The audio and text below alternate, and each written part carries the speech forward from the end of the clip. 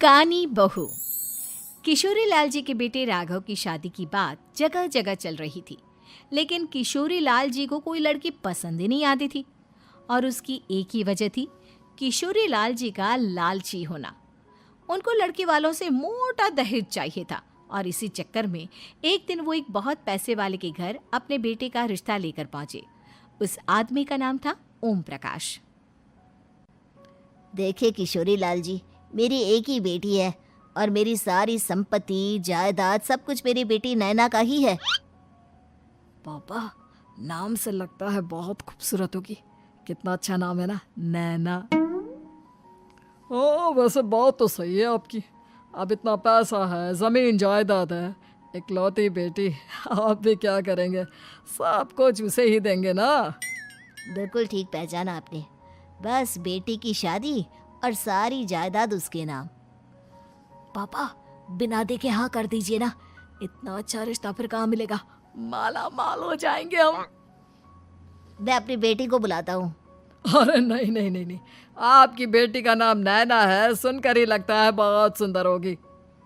रहने दीजिए अंकल, मैं तो आपकी बेटी के नाम से ही इतना खुश हो गया हूँ कि उसे बिना देखे शादी करने को तैयार हूँ।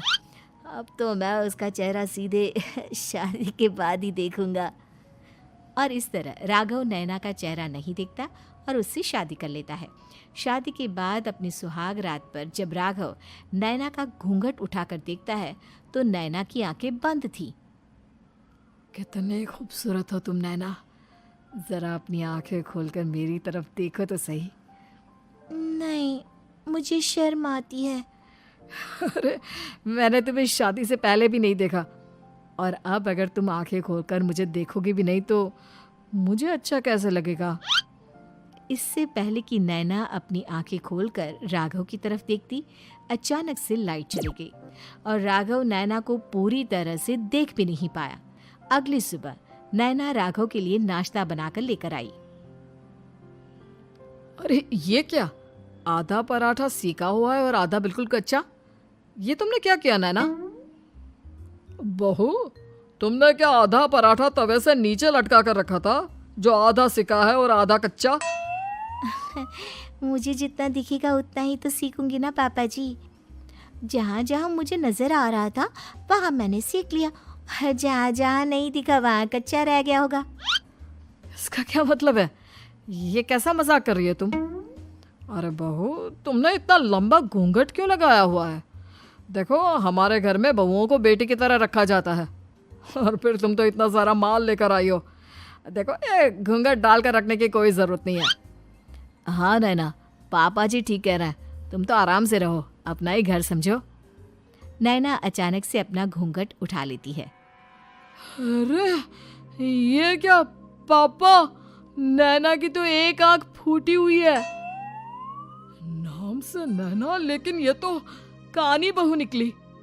मेरे साथ धोखा हुआ है, धोखा। बिना दिखाए अपनी कानी लड़की मेरे संग ब्याह दी। मुझे कानी बीवी नहीं चाहिए।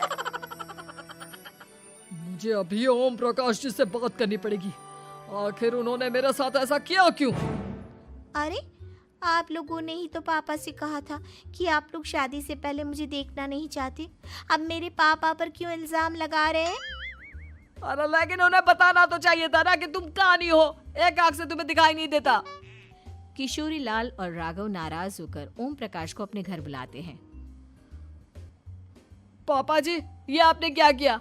शादी से पहले बताया क्यों नहीं कि नैना की आंखों में परेशानी है? अरे, आप ही ने तो लड़की देखने से मना कर दिया था। अरे लेकिन आप बता तो सकते थे। आपको तो हमारी बेटी की प्रॉपर्टी चाहिए थी, वो भी पूरी की पूरी। अब क्या हुआ अगर उसे आधा दिखाई देता है? प्रॉपर्टी तो आपको पूरी मिल गई ना। अरे ये क्या बात हुई? मेरी शादी प्रॉपर्टी से नहीं, आपकी बेटी से हुई है। अब ये तो पहले सोचना चाहिए था, तब तो मेरी प्रॉपर्टी देखकर तुम्हारी जुबान लप लप आ रही थी। लेकिन मैं कानी लड़की को अपनी बीवी बनाकर नहीं रख सकता।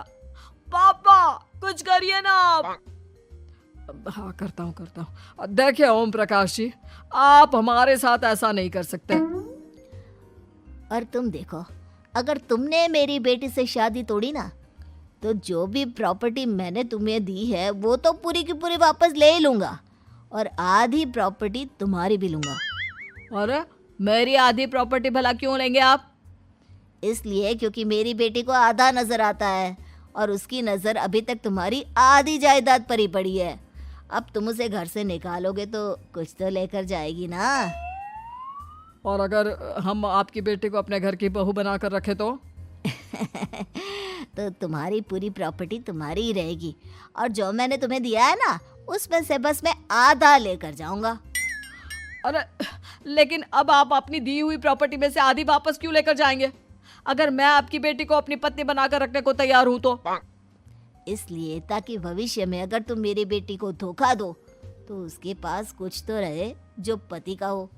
वैसे मेरे पास तो बहुत कुछ है, लेकिन अपने पति की कोई निशानी तो उसके पास होनी चाहिए ना। अब अगर तुमने मेरी बेटी को कानी कहा तो तुम्हें प्रॉपर्टी भी कानी ही मिलेगी, पूरी नहीं। जमाए राजा।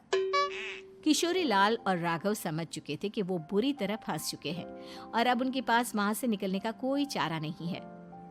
अब समझ में आया ना, लालच बुरी बला होती है। एक तो तुम्हें प्रॉपर्टी मिली, ऊपर से बीवी मिली, उसमें तुम्हें नखरे भी दिखाने हैं। आए बड़े, चुपचाप बैठो दोनों। कुछ दिनों के बाद नैना राघव की कार लेकर बाजार घूमने निकलती है और जब कार लेकर वापस आती है, ये क्या? एक तरफ से मेरी गाड़ी पूरी खराब हो चुकी है। लगता है तुमने मेरी गाड़ी को किसी दूसरी गाड़ी के साथ एक्सीडेंट किया है। अरे अरे कितना बड़ा नुकसान कर दिया तुमने बहू। वो क्या है ना पापा जी, मुझे एक आंख से दिखाई नहीं दे रहा था, सामने से गाड़ी आ रही थी। मुझे तो सिर्फ आधा ही दिखाई दिया और वो गाड़ी मेरी कार से रगड़ते हुए निकल गई। अब मैं क्या करूं बताओ? आप इसे ठीक कराने के पैसे कौन देगा? तुम्हारे पापा। तुमने मुझसे इस तरह से बात की? अभी रुको। नैना राघव की शिकायत ओम प्रकाश को कर देती है।